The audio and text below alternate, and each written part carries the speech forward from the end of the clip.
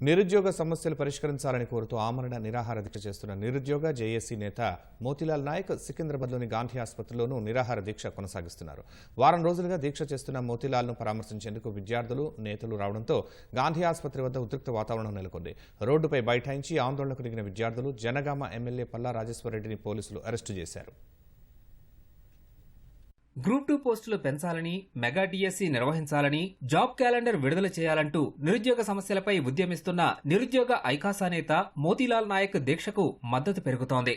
సంఘీభావం తెలిపేందుకు వస్తున్న విద్యార్థులు, నేతలతో గాంధీ ఆసుపత్రి వద్ద ఉద్రిక్త వాతావరణం నెలకొంటోంది.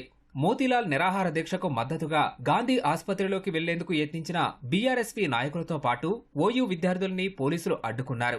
గేట్లు తోసుకుని లోపలికి వెళ్లేందుకు ప్రయత్నించిన విద్యార్థులను అరెస్ట్ చేయడంతో ఉద్రిక్తత చోటు చేసుకుంది.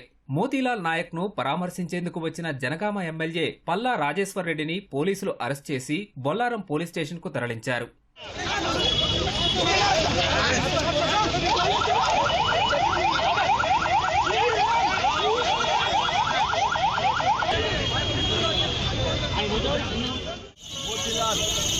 అన్నా మొబైల్ ప్లీజ్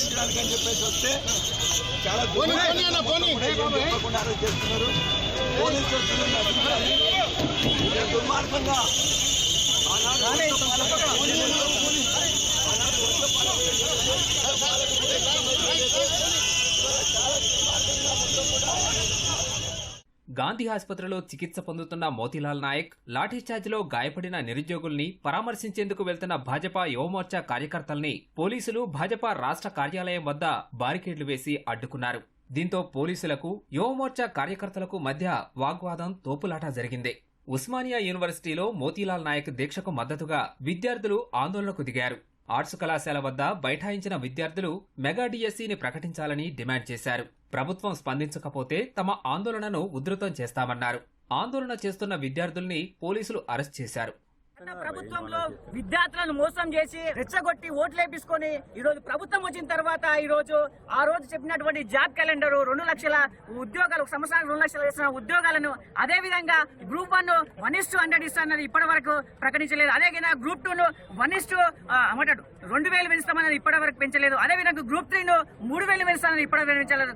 కాబట్టి ఇవి అన్నిటికీ నిరసనగా ఈ రోజు మోతీలాల్ అనే వ్యక్తి గాంధీ హాస్పిటల్లో దీక్ష కూర్చున్నాడు. వారికి మద్దతుగా ఈ రోజు మేము రాష్ట్ర నలుమూలల ఈ రోజు రాష్ట్ర ప్రభుత్వానికి వ్యతిరేకంగా నిరసనలు తెలియజేస్తాం. ఇక్కడ రాష్ట్ర ప్రభుత్వాన్ని ఒకటే డిమాండ్ చేస్తున్నాం, మీరు వెంటనే జాబ్ క్యాలెండర్ రకంగా కేసీఆర్ మోసం చేసిండో ఇక్కడ రేవంత్ రెడ్డి కూడా అదే రకంగా మోసం చేస్తూ మా నిరుద్యోగుల ఒక ఆవేశాన్ని కావచ్చు, ఆలోచన కావచ్చు, మా బాధని ఓన్ చేసుకున్న 3 దొంగలు ఉన్నారండి. ఆ 3 దొంగలు నెంబర్ 1 పల్మూరు వెంకట్, తీమారు మల్లన్న, అదేవిధంగా కోదండరెడ్డి. మరి కోదండరెడ్డిగా ప్రతిసారి నువ్వు వచ్చినావు కదా, లాస్ట్ టైం సమస్యలు ఉంటే ఇంతవరకు ఎందుకు రాలే? ఆ పరిష్కారానికి ఎందుకు రాలే? ఈ పరిష్కారం చేసే దిశగా నీ అడుగులు ఎందుకు వేయట్లే? కాబట్టి ఈ 3 మేము డిమాండ్ చేస్తాము, నైతిక బాధ్యత వహించి మీ పదవులకు రాజీనామా చేసి మా పోరాటానికి మీరు ముందుండి నడిపించాలని చెప్పేసి పెద్దన్నగా మిమ్మల్ని కోరుకోవడం జరుగుతుంది.